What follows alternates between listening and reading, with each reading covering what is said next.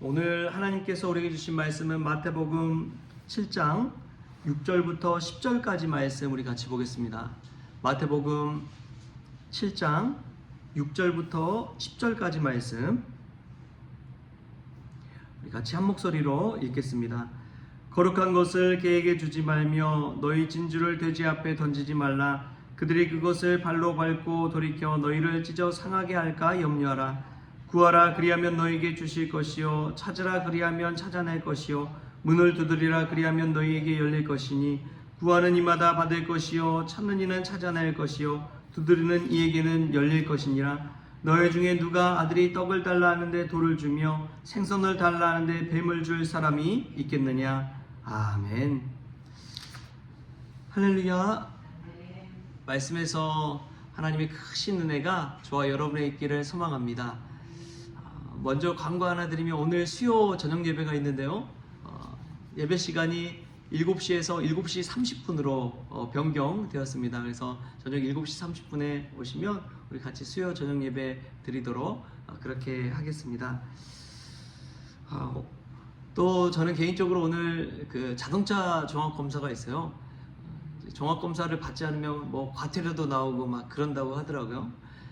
뭐 국가에서 이제 정해놓은 것이기도 한데 자동차 종합 검사를 이제 받으러 가는 걸 생각해 보면서 자동차도 이제 정기적으로 검사를 다 맡아야 되잖아요. 그래서 뭐 불량품이 있는지 바꿔야 되는 것은 있는지 고장난 것은 있는지 이런 것들을 이제 종합적으로 막 테스트를 합니다. 그래서 브레이크 패드가 불량하면 그것도 갈아야 되고 미션 오일 뭐 이런 것들도 이제 가는 것이죠. 근데 문득 그런 생각이 들었어요. 제가 이제 목사다 보니까 영적인 종합검사가 있다면 우리 성도들 영적인 종합검사가 있다면 뭐 저를 포함해서 참 좋겠다 그런 생각이 들었습니다. 이 영적인 자가검진을 하는 것이죠. 나의 부족한 부분이 무엇이고 말씀이나 기도나 뭐 봉사나 또 사명 순종하는 것 여러 가지 면에서 부분별로 이렇게 항목을 두고 검사하면은 어떨까? 참 한국교회 보면은 이런 영적인 종합검사가 있다면 얼마나 함량미당일까 하는 생각이 듭니다. 왜냐하면 우리 그냥 몇십 년 전만 해도 한국교회가 얼마나 이 영적으로 뜨거웠습니까? 근데 거기에 비춰만 봐도 지금 시대에 이 신앙생활하는 것들을 보면 야 이건 뭐 다 폐품 처리되는 거 아닌가 그 정도로 정말 심각한 상황이 아닌가 싶습니다. 우리도 이 새벽 기간에 이 사순절 기간에 영적인 검진을 통해서 하나님 앞에 정말 새롭게 해야 될 것들은 새롭게 바꾸고 또 정말 치열하게 몸부림치면서 믿음 생활해야 될 것, 놓치지 말아야 될 것들은 정말 놓치지 않는 그런 저와 여러분 될 수 있길 바랍니다. 오늘 말씀 보면은 여러 가지 비유의 또 이야기가 나옵니다. 예수님께서 이 비유의 이야기를 통해서 무엇을 우리에게 깨닫게 하실까를 생각해 보면 좋겠는데요. 6절 말씀 보면 우리 같이 한번 읽겠습니다. 6절 말씀 시작. 거룩한 것을 개에게 주지 말며 너희 진주를 돼지 앞에 던지지 말라. 그들이 그것을 발로 밟고 돌이켜 너희를 찢어 상하게 할까 염려하라. 거룩한 것을 개에게 주지 말라고 이야기합니다. 진주를 돼지에게 던져주지 말라고 이야기합니다. 왜냐하면 개는 거룩한 건 모르고요. 돼지는 진주가 얼마나 귀한 것인지를 모르기 때문에 그렇습니다. 뿐만 아니라 연속성상에서 이어지는 말씀이 이제 9절 10절 말씀인데 너희 중에 누가 아들이 떡을 달라 하는데 돌을 주며 생선을 달라 하는데 뱀을 주겠느냐. 그 당시 이제 사막에 가면은 사막에 돌들이 있는데 마치 얼핏 보면 그 색깔이 다 떡이랑 비슷했다고 합니다. 그러니까 이게 떡 색깔이나 돌 색깔이나 비슷비슷하니까 그걸 구분하기가 쉽지가 않은 것이죠. 근데 이 말씀 보면은 개에게 거룩한 것 주지 말고 돼지에게 진주 같은 것 주지 말고 자녀에게 떡이라고 하면서 돌덩이 주지 말고 또 생선을 달라는데 뱀 주지 말라.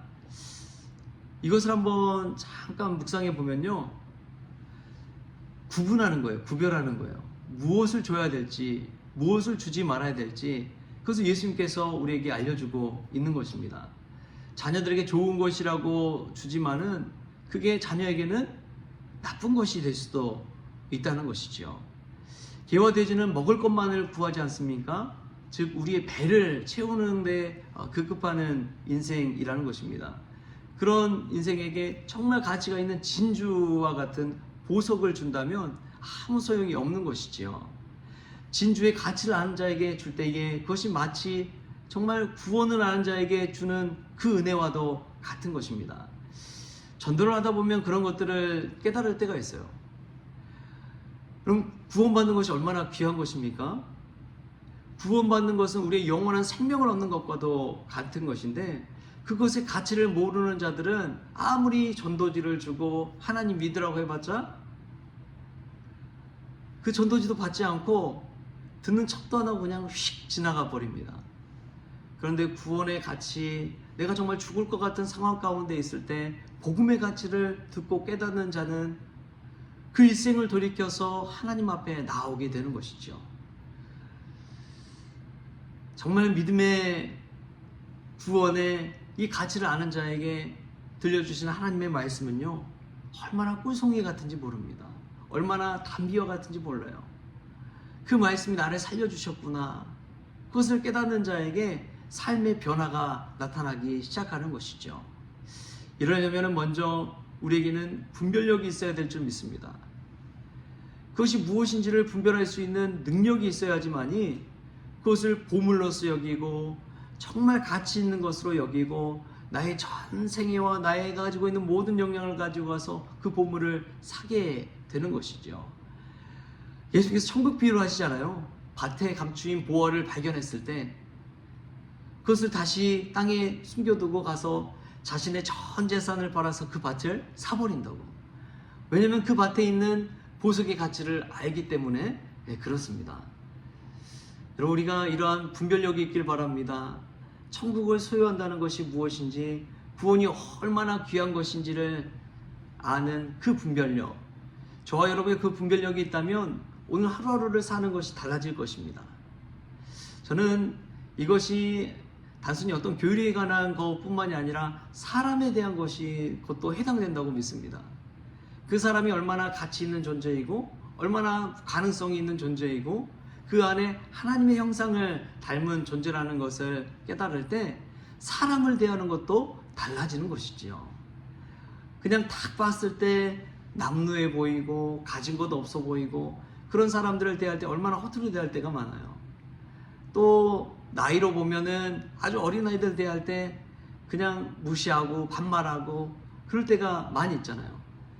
그런데 그 아이가 나중에 미래 대통령이라고 생각한다면 얼마나 귀하게 대하겠습니까? 얼마나 존귀한 사람으로 대하겠습니까? 그 사람의 현 상황만을 본 것이 아니라 나중 상황까지도 꿰뚫어 볼 수 있는 분별력이 있다면 그 사람을 대하는 자세와 태도 자체도 완전히 달라지는 것이죠. 예전에 저는 이제 말씀 생각하면서 그런 생각이 들었어요. 사람에 대한 가치를 발견하는 것. 예전에 참 재밌게 봤던 그 드라마 중에 하나가 재벌집 막내 아들이라는 그 드라마, 송중기 나오는 드라마 뭐 보셨는지 모르겠어요. 이 막내 아들이 어렸을 적에 앞으로 되어질 일을 이미 겪었기 때문에 알고 있었습니다. 분당이 나중에 엄청 신도시로 개발될 것을 알고 그 할아버지에게 분당 땅을 자신에게 달라고 그러잖아요. 이미 그 가치를 알고 있기 때문에 그러한 이야기를 할 수가 있는 것이죠. 아니 뭐 분당 그 땅 아무 소용없는 땅을 달라고 하니까 그냥 주잖아요. 그때의 가치를 모르기 때문에 그런 것입니다. 그런데 그 조그만 아이는 이미 그것을 알았기 때문에 달라고 요구할 수가 있었던 것이죠. 우리가 천국의 그런 분당 땅을 소유하는 이들이 될 수 있기를 주님의 이름으로 축복합니다. 천국의 가치를 아는 자에게 그러한 믿음의 고백, 믿음의 헌신을 할 수가 있는 것이지요. 이 땅 가운데 있는 것은 잠시 잠깐이면 다 없어질 것입니다. 우리에겐 영원한 천국 땅, 영원한 생명에 이르는 그 구원의 가치, 그 가치를 아는 자들이 모이는 것이 이 교회인 것이죠. 오늘도 이 구원의 가치, 영원한 가치를 분별할 수 있는 이 분별력을 가지고 천국의 땅을 소유하는 그런 저와 여러분 될 수 있기를 주님의 이름으로 축원합니다. 기도하겠습니다. 하나님, 오늘도 우리가 믿는다고 하면서도 우리 스스로 믿음의 종합 검사를 한다면 함량 미달이 아닐까 생각합니다. 주님, 몇십 년 전만 해도 정말 믿음을 가지고 가장 소중한 가치를 가지고 헌신하며 살았던 믿음의 선진들을 볼 때에 우리가 얼마나 부족한지요. 주님 불쌍히 여겨 주시옵소서. 다시금 말씀과 기도 앞에서 깨어지게 하여 주시고 또 사순절을 보내면서 경건한 삶을 살아갈 수 있도록, 구별된 삶을 살아갈 수 있도록 주님 도와 주시옵소서. 사람을 볼 때도 그렇고 신실한 믿음 생활할 때도 우리가 천국을 바라보고 하나님의 형상을 바라보고 구별된 삶을 살아갈 수 있도록 오늘도 지혜를 덧입혀 주옵소서. 감사하며 예수님의 이름으로 기도하옵나이다. 아멘. 우리 주님이 가르쳐주신 기도로 오늘 새벽 기도를 마치겠습니다. 하늘에 계신 우리 아버지여, 이름이 거룩히 여김을 받으시오며 나라가 임하시오며 뜻이 하늘에서 이루어진 것 같이 땅에서도 이루어지이다. 오늘 우리에게 일용할 양식을 주시옵고 우리가 우리에게 죄진 자를 사하여 준 것 같이 우리 죄를 사하여 주시옵고 우리를 시험에 들게 하지 마시옵고 다만 악에서 구하시옵소서. 나라와 권세와 영광이 아버지께 영원히 있사옵나이다. 아멘.